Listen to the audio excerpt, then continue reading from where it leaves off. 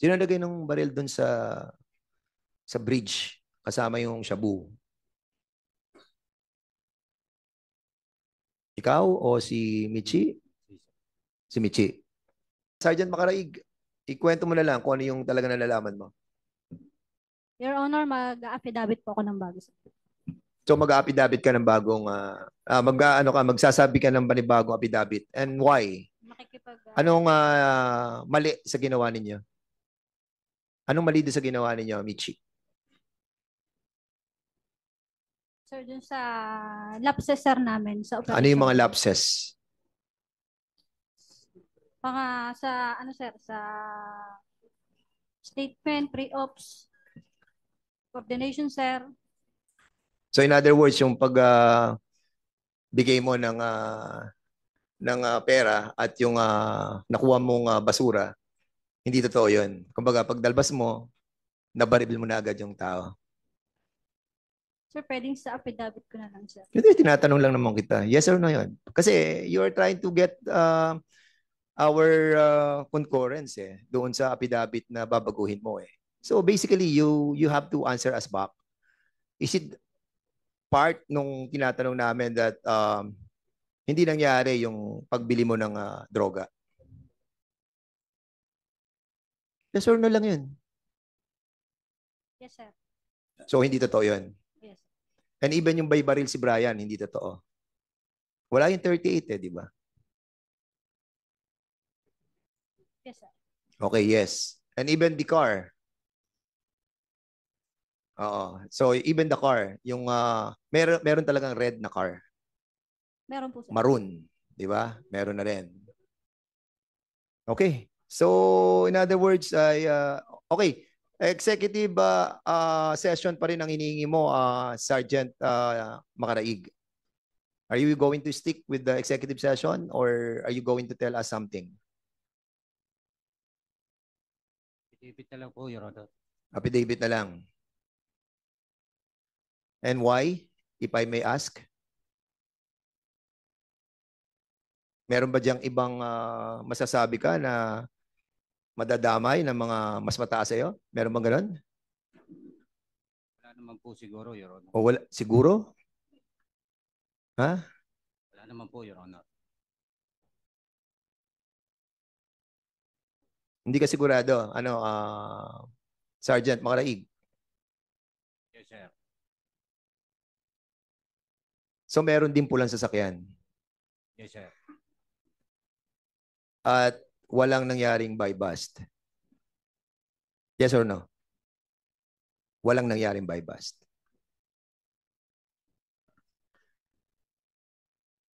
So sino naglagay ng baril doon, yung walang hammer? Sir. Sino naglagay ng baril na walang hammer?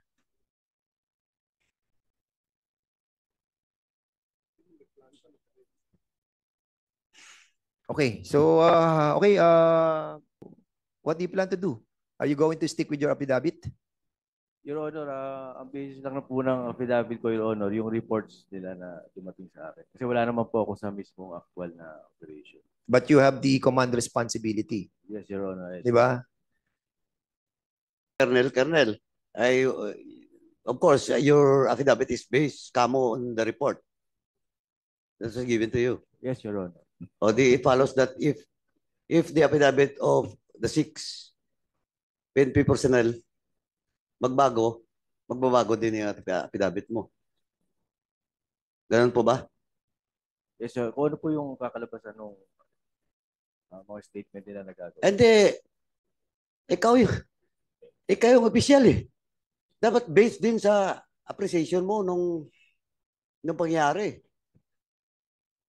Wala kasi ako sa actual... Hindi nga, wala ka nga. Pero do you think pwede mo gamiting excuse to us? You're a colonel. Di ba? Ang sinasabi ko lang na may bagong affidavit sila i-execute, then you will also have a new affidavit. Ganon. Yes, Your Honor. Not based on the affidavit of those 6. As per your knowledge, personal knowledge mo, di ba? Dapat? Tama, PD? Tama? Yes, Your CD? Honor. Hindi, ano yan? Happy lang. City Director na. Sabi Dati. PD. CD. Okay, thank you, Chairman. Okay. Colonel Fronda, ito bang complaint affidavit na sinabit mo rito? Ito yung affidavit complaint ninyo sa administrative at criminal case? Sa criminal case lang, sir. O madidismiss yung kaso. Wala namang katotohanan tong nilagay nyo sa affidavit di ba? Yes, sir. Kasi nag-base po kami doon sa naunang ibinigay na statement po ni What do you intend to do about it? ah, Madidismiss yung criminal complaint dito. Kasi yung inyong mga nilagay dito na hindi mag-ugma yung oras from what actually happened. Now, you have listened to the answers to the questions of the members of this committee. Ano ang masasabi mo? Would your affidavit complaint hold water?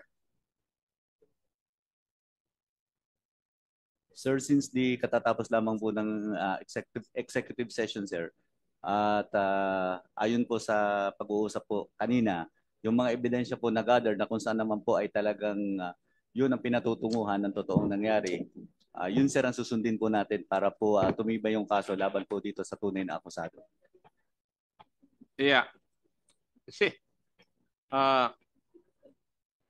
yung nakuha nyo na cartridges ay 6 according to your complaint. Example lang ito. 6, pero 3 putok lang yung nangyari.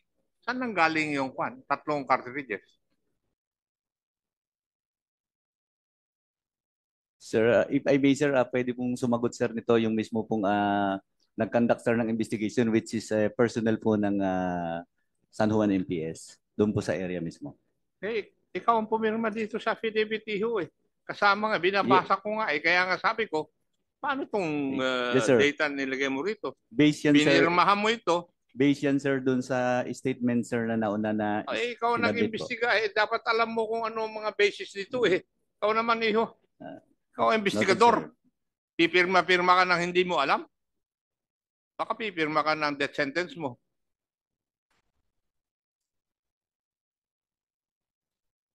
Kita-kita. Magmula pa nung first hearing, 3 putok lang yon. And now you have 6 cartridges. Why? Mr. Chair, Sir, thank you, Mr. Chair. I just wanted to point out na siguro maski itong affidavit complaint, ibaguhin na nila. Hindi, yun din na sinabi ko kanina Kaya that's the reason why I questioned you Di ba? Doon sa mga affidavit that we were talking about. Kasi alam naman namin yung istorya And kanina napigil lang yung aking pagko-question kay Colonel Proydan. But nevertheless, tama yung pinoint out ni General Acop about dun sa mga sinasabi niya a while ago. But before we proceed, the Chair would like to acknowledge the presence of our Deputy Speaker, napakabait. At magpapadala ng mga pagkain kasi abutin kami ng gabi. Si Congressman, Deputy Speaker Dong Gonzales. Sir, welcome po sa committee and for the usual support. Ako po si Ginoong Mario Adan, taga San Juan, Batangas. Ito pong sasabihin ko sa inyo, isa din yung pangyayari na basta na lang ang pinatay yung aking pamangkin na sa akin lumaki. Ito ay wala naman nung kadahilan kung bakit binaril na lamang. May concerned citizen ako, ito ay nangyayari sa Barangay Pulyok, San Isidro, Quezon. Taong 2016, August 25. Halos 8 taon na Nanahimik ako dahil sa wala akong kakayang magdemanda at kulang kami sa financial. Ito po ay sinasabi sa akin ng concerned citizen na tumawag at saka ito pong kasama niya na magkakasamotor ay si Minchi Perez pa rin ang bumaril. Na para bang namamarilaan ng manok. Kaya ako lumutang dahil sa pangyayaring yung nabalita ko dito kay Brian. Saan nyo napanood nyo yung hearing natin? Kaya kayo sa YouTube ba? Na communicate sa amin. Apa. And accordingly, Ano nyo yung napatay? Pamangkin ninyo? Pamangkin ko po, Saan pinatay? uli lang lubos na po siya sa akin po lumaki. Saan pinatay? Sa Barangay Pulyok po, San Isidro, Paano Quezon. binarel? Ay, ayon ho dito sa kasama ni si Arnold Ladisabal, magkakasira sa motor, dumayo ng inom sa pisan niya, Can we dumaan po sa basketball court. Nung umalis sila, sinundan na po sila ng sasakyan. can we allow yung Arnold na sinasabi niyo? Andiyan ba? Ito po. Sige, Arnold, can you kindly tell us your name tapos ano yung nangyari? Magandang hapon po sa inyo lahat. Ako po si Arnold Lardizabal. Kami po dalawang magpinsan, dadayo po ng inom sa aking kamag-anak. Ngayon po, bigla po may kumuha sa aming sasakyan. Halos magkatapat, bigla pong pumutok. Natumba po yung aking pinsan. Ako po naman po sumagak sa saging. Pagkakuha ko po sa motor, bangon ko po, kita ko po si Minche Perez ang bumaril. Sakay po sa van. Paano nakita si Michi? Kilala mo ba? Taga saan ka ba? Taga San Juan, Batangas po. San Juan, Batangas. Anong barangay? Lipahan. Lipahan. Doon din, sa area. Doon po nangyari po sa Kailan nangyari to? August 25 po, 2016. Is this Michi yung sinasabi mo kanina na 2016? Merong na-encounter ka din ganito? Is this the one? No, sir. So iba pa to? Pang ilan to? Sir, kung may maano sir sa document sir, kasi wala sir na i-file sa akin eh. Kung sakali sir, makikipag-cooperate naman ako sir. Yes. As a matter of fact, wala pang na-file. Yes sir, And makikipag-cooperate according to po. them, talagang hindi sila nakapag-file. Well, kung meron po kayong meron naman kayong direct witness siguro you can file, the reason why we allow you, para at least ma-ventilate din yung mga frustration ninyo. But of course, hindi naman namin sinasabi na nangyari talaga yan. The proper authorities will validate the existence of the truthfulness ng mga sinasabi niyo po rito. And we don't want to be accused that we are not fair. That's the reason why we allow you to speak. And basically, aminado naman si Michi na eto na, yung nangyaring bypass, hindi talaga bypass. Yun ang masakit. Binaril si Brian. Tapos ito, meron din ganyan na barilan. Mabigat, pero we have to follow the law. And I think the good Congressman from Antipolo would like to say something. Kayo po ba handa pa rin mag-file ng demanda? Kasi pwede pa naman kayo mag-file ng demanda basta't may mga witnesses at saka ebidensya ninyo dahil ang prescriptive period ng murder is 20 years.